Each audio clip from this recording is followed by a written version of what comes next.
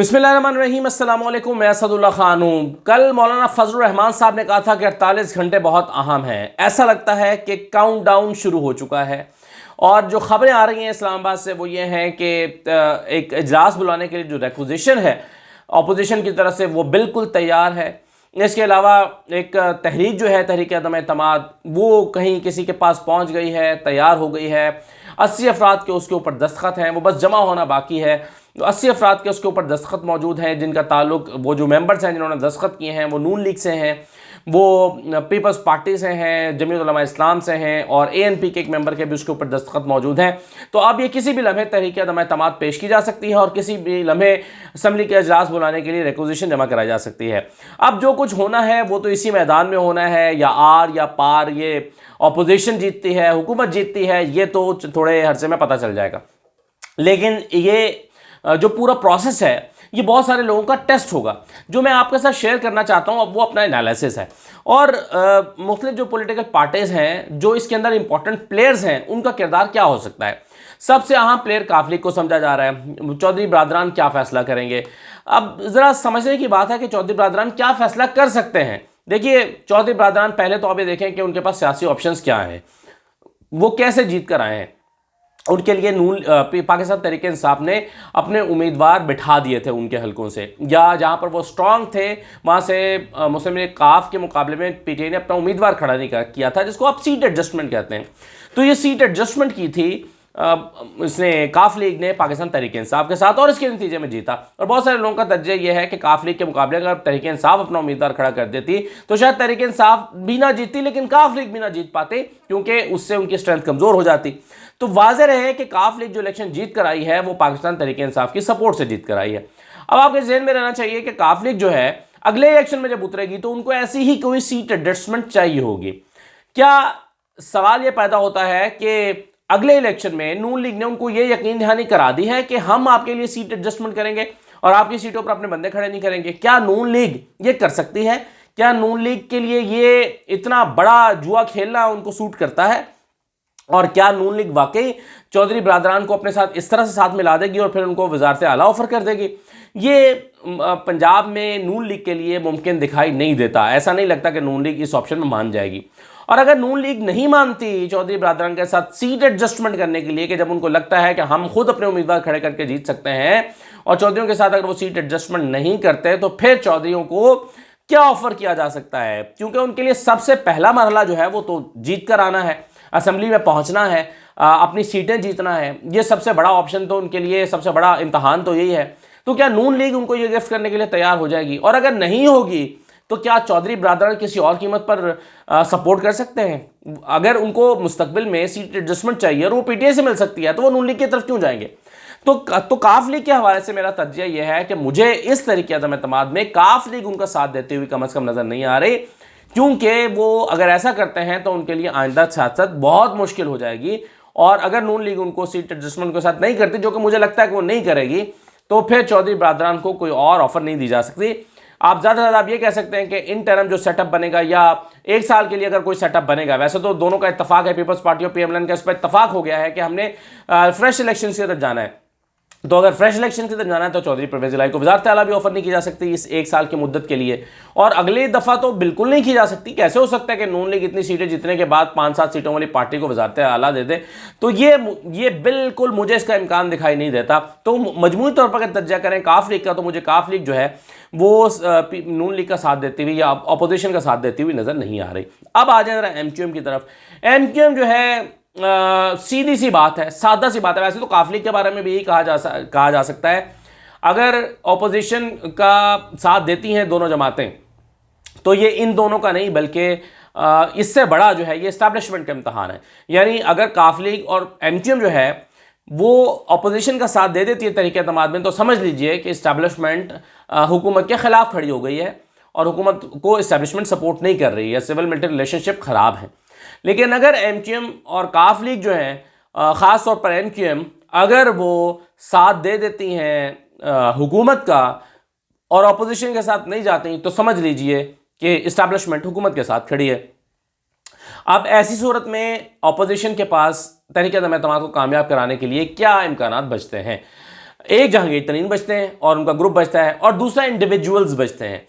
अब जहांगीर तरीन साहब जो हैं वो भी एक ट्रिकी सी पोजीशन पर हैं, क्योंकि उनको भी ये खतरा है कि अगर वो अपोजिशन का साथ देने का फैसला करते हैं तो सारे के सारे लोग जो हैं उनके जो ग्रुप के लोग हैं वो सारे के सारे हो सकता है उनको सपोर्ट ना करें और टूट जाएं, क्योंकि उन्होंने भी अपने अपने सियासी मुस्तकबिल का फैसला करना है।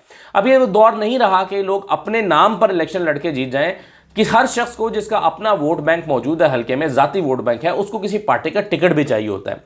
तो अब जहांगीर तरीन क्या मांग रहे हैं अपोजिशन से? मेरे इतलात के मुताबिक जहांगीर तरीन जो है वो नवाज शरीफ साहब से अपने कुछ लोगों के लिए टिकट्स कंफर्म करना चाहते हैं, और वो चाहते हैं कि इन लोगों को टिकट मिल जाए। लेकिन ऐसी सूरत में भी जहांगीर तरीन साहब को क्या हासिल होगा? अगर वो 10-12 टिकटें ले लेते हैं अपनी पार्टी के लिए, तो वो क्या उनको क्या हासिल होगा? क्या वो वो रेलिवेंट रहेंगे इसके लिए सियासत में अगले इलेक्शन के लिए? तो ये जो ऑफर उनको हुकूमत कर रही है, तो जहांगीर तरीन साहब को ये ऑफर तो पार्टी, उनकी अपनी पार्टी भी करने के लिए तैयार है। यानी तहरीक इंसाफ खुद भी उनको तैयार है कि वो जहांगीर तरीन साहब को यही ऑफर कर दे जो ऑफर अपोजिशन उनको कर रही है, यानी नून लीग उनको कर रही है। तो जहांगीर तरीन साहब भी एक नाजुक मरहले पर खड़े हैं, और मेरी इत्तलात के मुताबिक अभी तक उन्होंने कोई फैसला नहीं किया। अब फिर अगर तहरीक एतमाद लाई जा रही है तो वो किस आस पर लाई जा रही है, किस उम्मीद पर लाई जा रही है? तो इस पर मेरी राय यह है कि हुकूमत को, अपोजिशन को ये लगता है कि हुकूमत के कुछ लोग उनके साथ हैं, और उस पर दावा है कि जी मेरे साथ 6 लोग हैं, मुझे 5 लोगों ने यकीन दहानी कराई है, वो तीसरी पार्टी के लिए मुझे 4 लोगों ने यकीन दहानी कराई है। तो ये कुल मिला के 17 के करीब ऐसे लोग बनते हैं कि जो इस वक्त अपोजिशन समझती है कि उनकी मुट्ठी में है, उनकी जेब में है, और ये लोग तहरीक एतमाद में हमारा साथ देंगे। और आज की खबर यह है कि आसिफ जरदारी साहब ने अपने नाम शेयर कर दिए हैं मौलाना फजल रहमान साहब के साथ। मेरे साथ ये 7 बंदे हैं या 6 बंदे हैं, और मौलाना फजल रहमान साहब ने अपने नाम शेयर कर दिए हैं। तो ये अब नाम जो है वो शेयर करने का आखिरी मरहला आ गया है कि जी हमारे साथ ये बंदे हैं, और तहरीक एतमाद पेश कर दी जाए तो ये बंदे 17 के करीब बंदे हैं, ये हमारा साथ देंगे और हम हुकूमत का तख्ता उलट सकते हैं। लेकिन अब सवाल ये पैदा होता है कि क्या ये लोग जो आज कह रहे हैं ऑपोजिशन को कि हम आपके साथ हैं, ये कल भी उनके साथ खड़े रहते हैं या नहीं खड़े रहते? कुछ लोग तो सामने नज़र आते हैं ना, जो नूर आलम खान है मिसाल के तौर पे, नाराज़ हैं पीटीआई से, चलें वो साथ दे सकते हैं। लेकिन ये 17 लोग जमा करना ये कोई आसान फैसला नहीं है, आसान काम नहीं है, ये बड़ा मुश्किल काम है।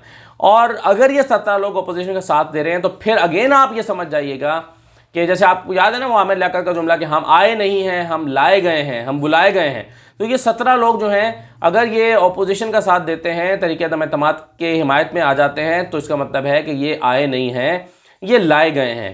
तो फिर तो हुकूमत का सर्वाइव करना मुश्किल हो जाएगा। लेकिन इस सारे मामले में जो सबसे ट्रिकी चीज़ है वो इसके बाद शुरू होती है। फ़र्ज़ कीजिए इमरान खान साहब निकल जाते हैं, इमरान खान साहब को निकाल दिया जाता है, इमरान खान घर चले जाते हैं, उनकी हुकूमत का तख्ता उलट दिया जाता है तहरीक एतमाद के ज़रिए से, वो एतमाद अपना खो बैठते हैं। तो एक चीज़ तो साबित हो जाएगी, जाहिर है कि इस्टेब्लिशमेंट ने उनको सपोर्ट नहीं किया, साथ नहीं दिया। और अगर इमरान खान को इस्टेब्लिशमेंट छोड़ देती है, उनका साथ नहीं देती, तो फिर सबसे बड़ा सवाल यह है कि आइंदा इस्टेब्लिशमेंट के पास ऑप्शंस क्या हैं? क्या वो बिलावल को हुकूमत बनाकर देंगे? क्या वो मियां नवाज शरीफ को वापस ले आएंगे? बहुत मुश्किल ये, मतलब मियां नवाज शरीफ वापस नहीं आएंगे तो क्या शहबाज शरीफ साहब चलें? हो सकता है कि जो आप कहेंगे शहबाज शरीफ तो काबिल कबूल होते हैं, उनको बना दिया जाएगा, और मियां नवाज शरीफ नहीं आएंगे तो शहबाज शरीफ साहब आ जाएंगे। और अगर शहबाज शरीफ साहब आते हैं तो फिर ये जो एहतसाब का बयानिया था, ये जो इतने अरसे से हम सुनते चले आ रहे हैं, इतने अरसे से हम दोनों जानिब यानी हुकूमती सतह पर भी और इस्टेब्लिशमेंट के हलकों में भी ये जो हम एहतसाब की हिमायत में तकरीरें सुनते हैं, बयानिया सुनते हैं, निजी महफिलों में बातें होती हैं, ये एहतसाब का बयानिया कहाँ जाएगा? ये पाकिस्तान में, इसका मतलब आज अगर शहबाज शरीफ साहब की हुकूमत बना दी जाती है तो इसका मतलब यह है कि पाकिस्तान में फिर एहतसाब कभी नहीं होगा, या एहतसाब के अमल पर एतमाद ख़त्म हो जाएगा। कि एक तरफ आप कहते हैं कि जी इनको पकड़ो, इनको अंदर डालो, इन्होंने करप्शन की है, इन्होंने मनी लॉन्ड्रिंग की है, तो ये बहुत सारे सियासतदानों को ये हौसला मिलेगा कि जी कुछ नहीं होता जी पाकिस्तान में, अगर आपको हवा आपके साथ है, मुवाफिक है, तो आप कभी भी अपने लिए हिमायत पैदा कर सकते हैं, और ये केसेस वेसेस जो हैं वो एक झटके में ख़त्म हो सकते हैं। तो खुल के लूटो, खुल के माल बनाओ, खुल के मनी लॉन्ड्रिंग करो, खुल के माल बाहर भिजवाओ। जब आपके साथ इस्टेब्लिशमेंट है तो आपको किसी चीज़ की फिक्र करने की ज़रूरत है। ये तासुर उभरेगा ऐसा होने से। और इमरान खान जैसे कि वो कह चुके हैं कि वो सड़कों पर निकल आएंगे और अपोजिशन के लिए और सबके लिए बड़ी मुश्किल खड़ी कर देंगे। तो ये एक और नए फेज़ का पाकिस्तान में आगाज़ हो जाएगा अगर इमरान खान घर चले जाते हैं।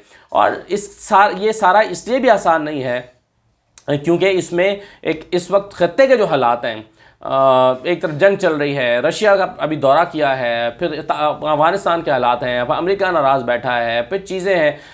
इस सारे क्यास में जहां पर पाकिस्तान को स्ट्रेंथन होने की ज़रूरत है, वहां पर सियासी अदम इस्तेहकाम का पाकिस्तान शिकार हो जाएगा।